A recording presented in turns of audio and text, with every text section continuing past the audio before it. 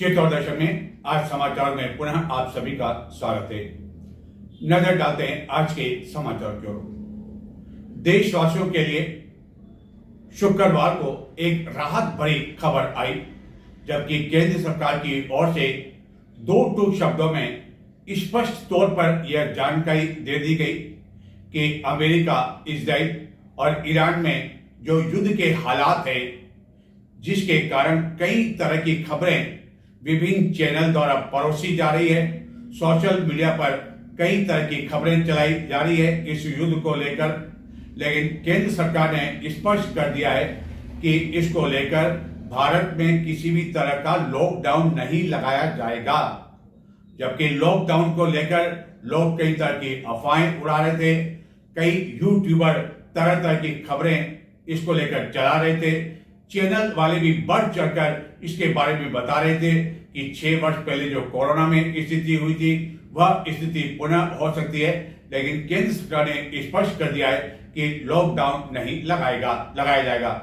हालांकि हो सकता है कि जिस तरह पेट्रोल और डीजल को लेकर कुछ कमी उत्पन्न हो गई है, उसके कारण सरकार द्वारा आने वाले दिनों में कुछ कदम उठाए जा सकते हैं। सरकारी कार्यालय में जो कार्यालय का समय है उसकी अवधि कम की जा सकती है। 5 दिन जो कार्यालय चलाए जाते हैं, हो सकता है कि 3 या 4 दिन चला जाए।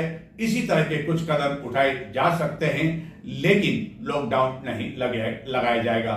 हालांकि यह बात अवश्य है कि इस युद्ध के कारण महंगाई का असर भी धीरे धीरे दिखाई देने लगा है और अगले कुछ दिनों तक यह स्थिति बनी रह सकती है। आने वाले दिनों में कई वैवाहिक आयोजन हैं जिनके सामने संकट यह खड़ा हो गया है कि जिनके यहाँ बड़े आयोजन है वह आखिरकार किस तरह कॉमर्शियल गैस सिलेंडर की व्यवस्था करें। अन्य कुछ महंगाई भी हो गई है, जिसके कारण भी उन्हें काफी कुछ सोचने के लिए मजबूर होना पड़ रहा है। युद्ध के हालात के बीच गत कई दिनों से कई तरह की खबरें सोशल मीडिया पर एवं चैनल पर चलाई जा रही थी कि कोविड जैसे हालात पुनः देश में उत्पन्न हो सकते हैं, लॉकडाउन लग सकता है एवं लोगों में कई तरह की आशंकाएं भी व्यक्त होने लगी। लेकिन सरकार ने अब स्पष्ट कर दिया कि लॉकडाउन किसी भी हालत में नहीं लगाया जाएगा। हालांकि इस युद्ध के कारण कई स्थानों पर डीजल एवं पेट्रोल को लेकर संकट की स्थिति अवश्य देखी जा रही है। लेकिन राहत की बात यह है कि चित्तौड़गढ़ के अधिकांश पेट्रोल पंपों पर अब पेट्रोल एवं डीजल को लेकर किसी भी तरह का कोई संकट या मारामारी की स्थिति देखने को नहीं मिल रही है। हालांकि 3-4 दिनों पहले देश के कुछ बड़े नगरों में जब इस तरह के संकट की खबरें सामने आई तो पेट्रोल पंपों पर वाहन चालकों की लंबी लंबी कतारें लगने लगी। लेकिन अब हालत यह है कि कई पंप तो ऐसे हैं जहां दिन में सन्नाटे की स्थिति देखी जा सकती है और पेट्रोल या डीजल लेने के लिए कोई भी उपभोक्ता यहां नजर नहीं आता है। और यही स्थिति चित्तौड़गढ़ जिले में देखने को मिल रही है। हालांकि घरेलू सिलेंडर को लेकर अवश्य लोगों को परेशानियों का सामना करना पड़ रहा है, लेकिन इस युद्ध के कारण कई तरह की महंगाई भी बढ़ने लगी है। डिस्पोजल सामान की दरों में काफ़ी अधिक उछाल आया है। यहाँ तक कि बाल्टी, मग, डिस्पोजल के गिलास, प्लेट आदि घरेलू सामान भी महंगे हो गए हैं। बोतल बंद पानी पीना भी महंगा हो सकता है। कुछ कंपनियों ने बढ़ोतरी भी कर दी है, जिसका कारण प्लास्टिक की बोतलों के दाम बढ़ना बताया जा रहा है। कई सामान जो कि अब तक प्लास्टिक में पैक होकर आया करता था, उसकी पैकिंग गायब है। प्रतिबंधित प्लास्टिक की थैलियाँ भी महंगी हो गई है एवं विक्रेताओं के अनुसार प्लास्टिक से बना हर सामान काफ़ी अधिक महंगा हो गया है।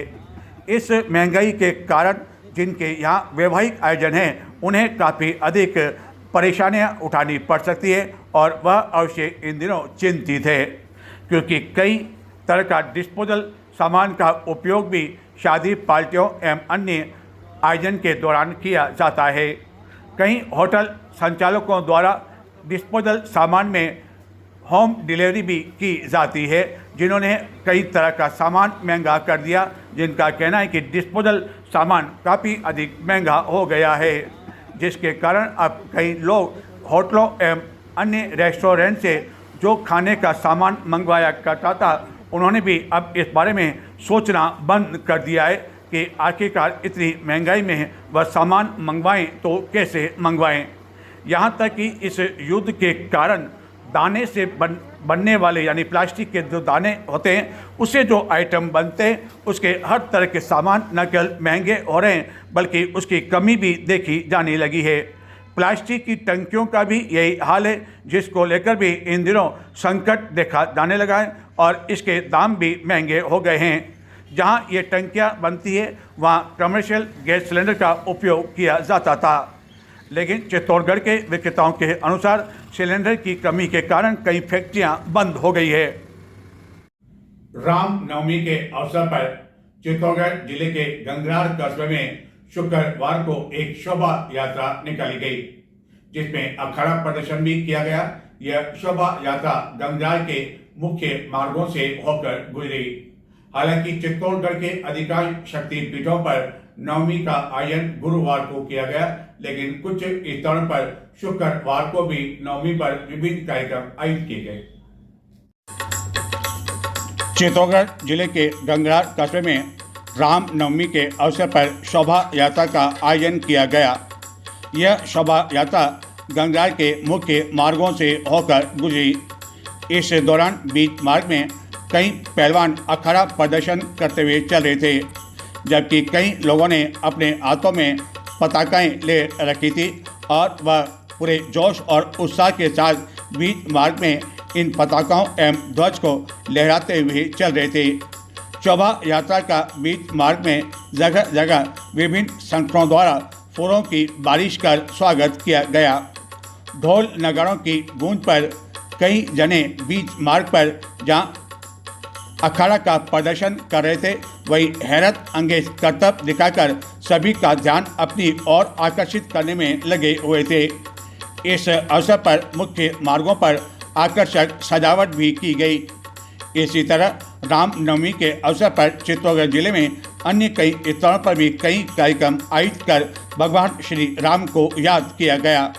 हालांकि कई शक्तिपीठों पर रामनवमी को लेकर गुरुवार को कार्यक्रम आयोजित किए गए थे और गुरुवार को अष्टमी के साथ ही नवमी भी होने की वजह से नवरात्रि का समापन भी हो गया था, लेकिन कुछ स्थानों पर नवमी का आयोजन शुक्रवार को किया गया।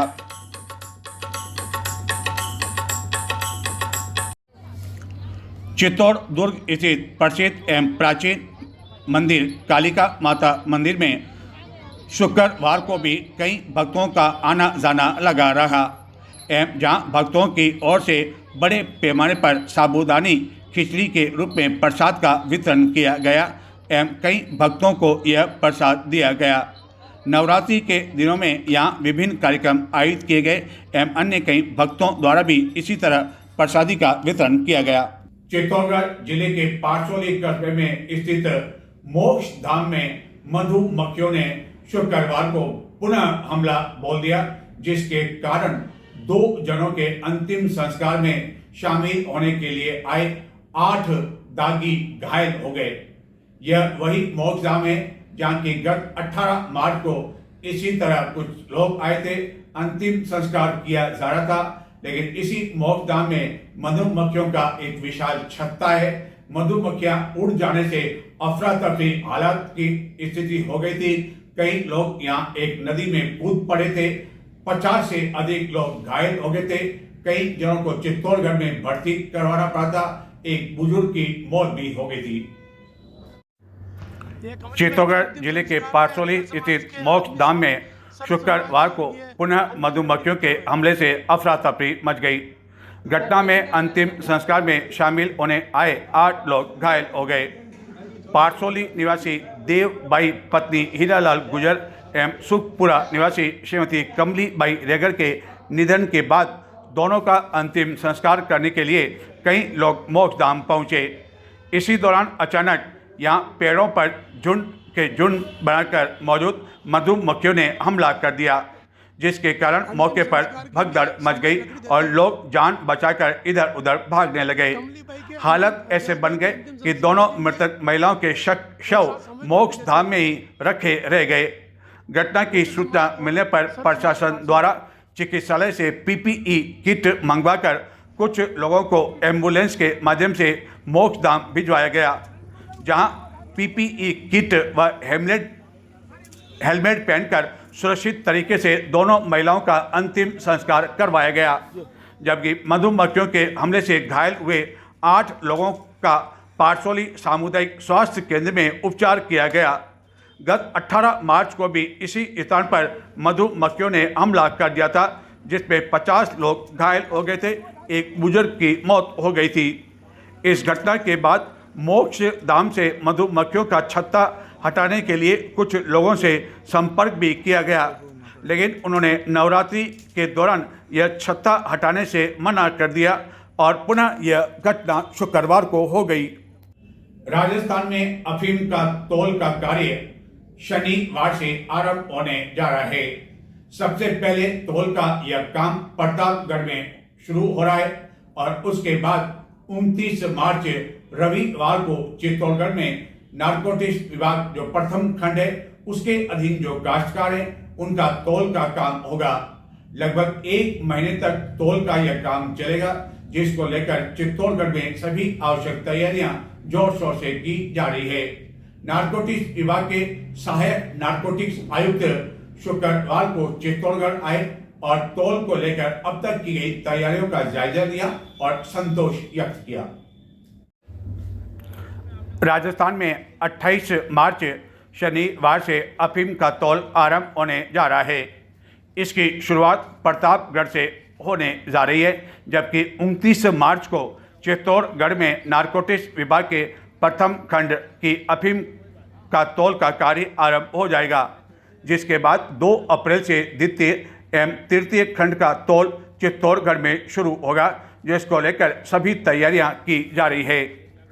राजस्थान में इस वर्ष गुम 50,000 से अधिक अफीम काश्तकारों को पट्टे जारी किए गए, जिसमें 14,000 से अधिक सीपीएस पद्धति के काश्तकार शामिल है, जिसके तहत उन्हें डोडों से चिराई नहीं करनी पड़ती है। अपने खेतों से डोडे डंठल समेत तौल केंद्र पर लाने पड़ते हैं, जिसे विशेष तरह की मशीनों में डाला जाता है और बाद में उसकी पैकिंग की जाती है।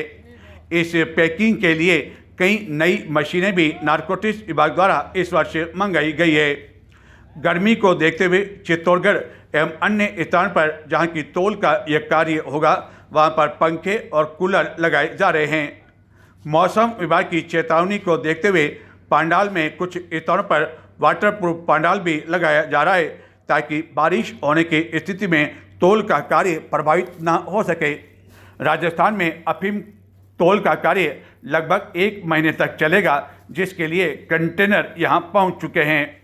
इस तौल को लेकर नारकोटिक्स विभाग के सहायक नारकोटिक्स आयुक्त ने शुक्रवार को चित्तौड़गढ़ पहुंचकर अब तक की गई तैयारियों का जायजा लिया एवं इस पर संतोष व्यक्त किया। इस बारे में उन्होंने चित्तौड़ दर्शन से बातचीत करते हुए बताया कि इस दौरान पूरी तरह से पारदर्शिता रखी जाएगी। हाँ सर, तौल का काम आरंभ हो रहा है। कितने काश्तकार हैं, कब तक तौल चलेगा? ये इस वर्ष जो तौल का कार्य है वो 28 मार्च से शुरू हो रहा है और जो चलकर 29 अप्रैल तक चलेगा। पूरे राजस्थान यूनिट के सभी जिला अफीम अधिकारियों के क्षेत्राधिकार में आने वाले अफीम किसानों के लुवई का कार्यक्रम। इसमें 28 मार्च को प्रतापगढ़ फर्स्ट से शुरू होगा, 29 मार्च को चित्तौड़ फर्स्ट से शुरू करेगा और बाकी का 2 तारीख से शुरू होगा डेट से, जिसमें टोटल राजस्थान के गम के 34,776 अफीम के पट्टे हैं और सीपीएस के 14,364 पट्टे हैं, लाइसेंस है। कुल मिला के टोटल राजस्थान के 49,140 लाइसेंस हैं ओपीएम में गम एंड सीपीएस के। नारकोटिक्स विभाग द्वारा गत दिनों चित्तौड़गढ़ के समीप स्थित एक गांव सूरजना में एमडी फैक्ट्री का पर्दाफाश किया था एवं यहां से 2 जनों को गिरफ्तार कर लिया था, जिसमें जहां यह फैक्ट्री संचालित की जाती थी उस बाड़े का मालिक भी शामिल था और एक मुख्य सरगना का यहाँ सहयोगी शामिल था। लेकिन जो मुख्य सरगना ताराचंद कुमार मौके से फरार हो गया था, जिसकी तलाश जहां तहां नारकोटिक्स विभाग द्वारा की जा रही थी और आखिरकार उसे मध्य प्रदेश के मंदसौर से गिरफ्तार कर लिया। न्यायालय में पेश कर 7 दिन के रिमांड पर लिया जाकर उसके सहयोगियों एवं पूरे नेटवर्क के बारे में पता लगाया जा रहा है। चित्तौड़गढ़ से कुछ किलोमीटर की दूरी पर स्थित सूरजना गांव में गत 12 जनवरी को नारकोटिक्स विभाग द्वारा एक घर पर छापा मारा गया था, जहां की एमडी फैक्ट्री का पर्दाफाश कर 2 जनों को गिरफ्तार कर लिया था। लेकिन इसका मुख्य सरगना टीम के आने से पहले ही फरार हो गया था, जिसे विभाग ने अब गिरफ्तार कर लिया है। सूरजना में मध्य प्रदेश में निवास करने वाले, जो कि मूल रूप से चित्तौड़गढ़ के समीप मानपुरा का निवासी है, ताराचंद कुमावत, उसके द्वारा इस एमडी फैक्ट्री का संचालन किया जाता था। नारकोटिक्स विभाग की टीम ने जब 12 जनवरी को यहाँ छापा मारा तो उसके एक सहयोगी सोनू सिंह जहाँ पर यह फैक्ट्री चल रही थी उसके मालिक मांगीलाल धाकड़ को गिरफ्तार कर लिया था। मुख्य सरगना ताराचंद कुमावत को नामजद कर उसकी तलाश की जा रही थी और अब नारकोटिक्स विभाग द्वारा मध्य प्रदेश के मंदसौर से उसे गिरफ्तार कर न्यायालय में पेश कर 7 दिन के पुलिस रिमांड पर लिया जाकर उसके एक साथी सत्यनारायण कुमावत, जो कि रिश्ते में उसका भाई लगता है और मानपुरा का निवासी है, उसके बारे में एवं उसके पूरे नेटवर्क के बारे में पूछताछ की जा रही है। नारकोटिक्स विभाग की टीम द्वारा यहाँ से एमडी बनाए जाने से संबंधित कई तरह का पदार्थ जब्त किया गया था। नारकोटिक्स विभाग ने यह भी बताया था कि जिस बड़े पैमाने पर इस एमडी फैक्ट्री का पता चला उसमें केवल 2 जने शामिल नहीं हो सकते हैं, बल्कि एक बड़ा नेटवर्क इसमें काम कर रहा, जिसके बारे में गिरफ्तार किए गए मुख्य सरगना से पूछताछ की जा रही है। टीम द्वारा इस फैक्ट्री पर छापा मारा जाने से पहले कुछ दिनों पहले मानपुरा में निवास करने वाले सत्यनारायण कुमावत के घर से लाखों रुपए की चोरी का मामला भी पुलिस कोतवाली में दर्ज किया गया था। उसको लेकर भी नारकोटिक्स विभाग की टीम अब ताराचंद कुमावत से पूछताछ करने में लगी हुई है कि यह जो राशि चोरी हो गई थी, क्या इस एमडी फैक्ट्री और नारकोटिक्स पदार्थों की तस्करी की जाती थी, उसकी कमाई से प्राप्त की गई राशि तो नहीं है। नारकोटिक्स विभाग को उम्मीद है कि ताराचंद कुमावत की गिरफ्तारी से अब पूरे नेटवर्क का पता चल सकेगा एवं आने वाले दिनों में अन्य कई जनों की भी गिरफ्तारी हो सकेगी।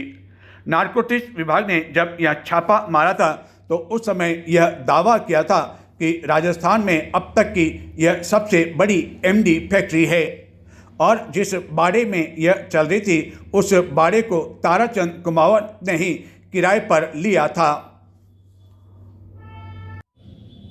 आजकल ई मित्रों का काम काफी अधिक बढ़ गया है, क्योंकि कई तरह की सरकारी योजनाओं के लिए लोगों को ई मित्र के यहाँ जाना पड़ता है।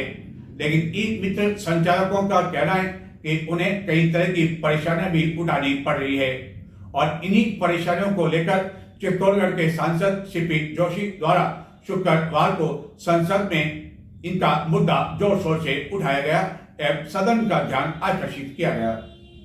माननीय सदस्य श्री सीपी जोशी जी। धन्यवाद सभापति महोदय जी। मैं आपके माध्यम से सरकार का एक महत्वपूर्ण विषय पर ध्यान आकर्षित करना चाहता हूं।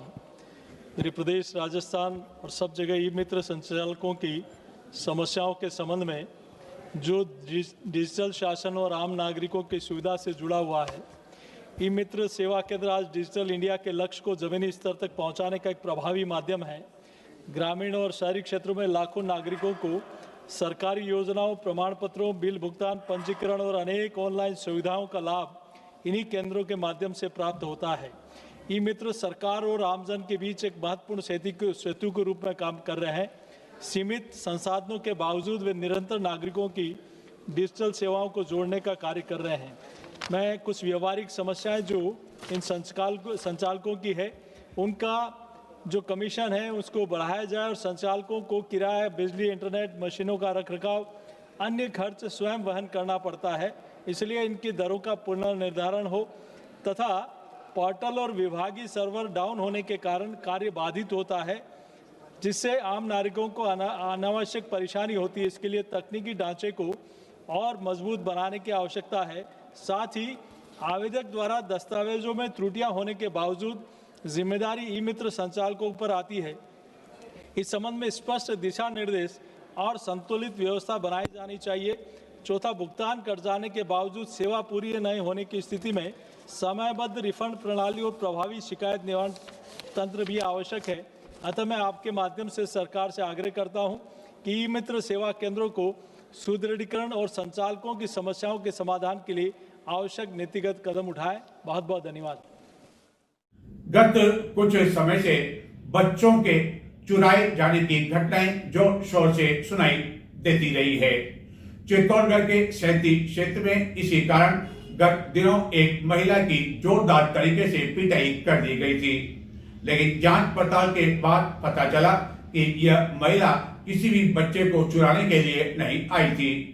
लेकिन चित्तौड़गढ़ जिले के शंभुपुरा क्षेत्र में एक महिला पर आरोप है कि उसके द्वारा एक बच्चे को उठा लिया गया।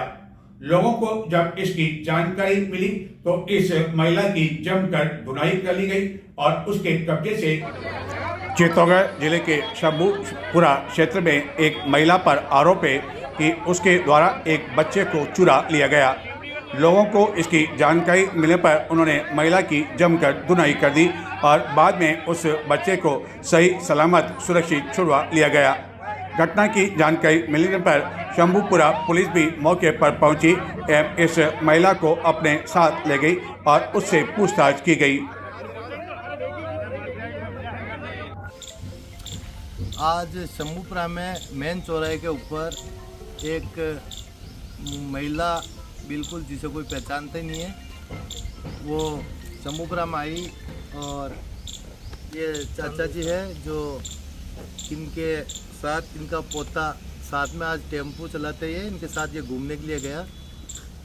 इस बच्चे को प्यास लगी तो इन्होंने ये पानी लेने के लिए गए और ये बच्चा ऑटो के अंदर ही बैठा हुआ था। एक महिला आई और अचानक इस बच्चे को पकड़ के हाथ से पकड़ के पास में एक होटल उसके अंदर छुप गई। फिर इनको पता चला, पानी लेकर आए तो पता चला कि बच्चा नहीं है।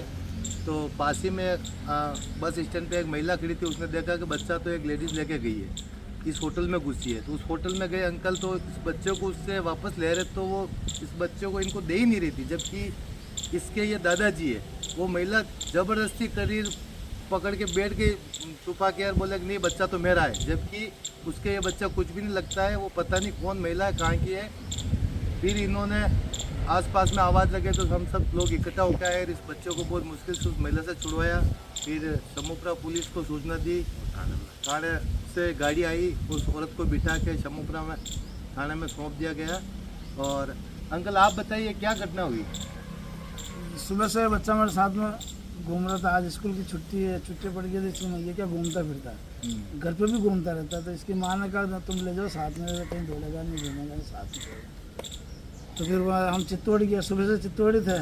तो चित्तौड़ से वापस रिटर्न आया तो शंभुपुरा आने के बाद में मैं टेम्पो में एक भी सवारी नहीं देखी, खाली हम 2 दिन रह गए। फिर इसने कहा प्यास लग रही मेरे को, मैंने कहा पानी लूँ, टंकी पास ही थी, ज़्यादा से ज़्यादा 10 कदम मान लो, 10 कदम पर टंकी थी।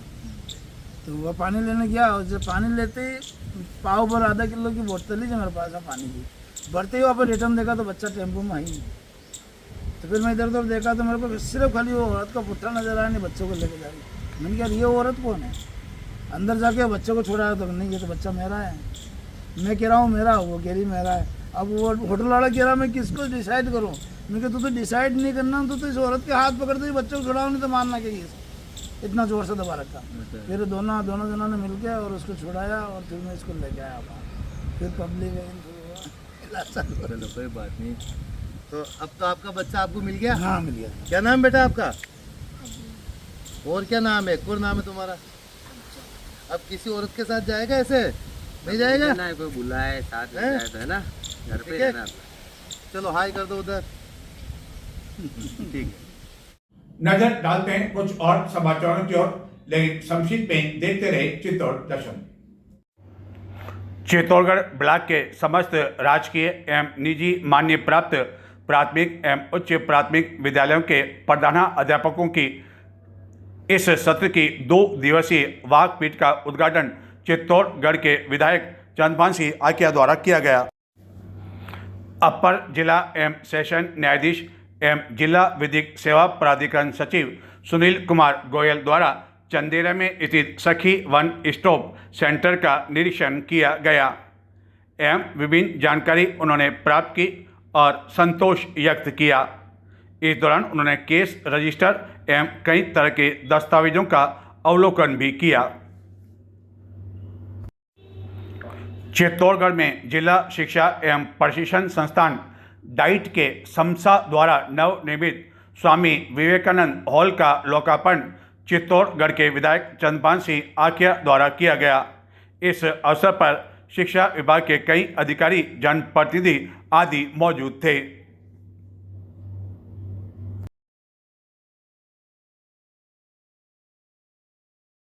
तो ये थे आज के समाचार। नमस्कार।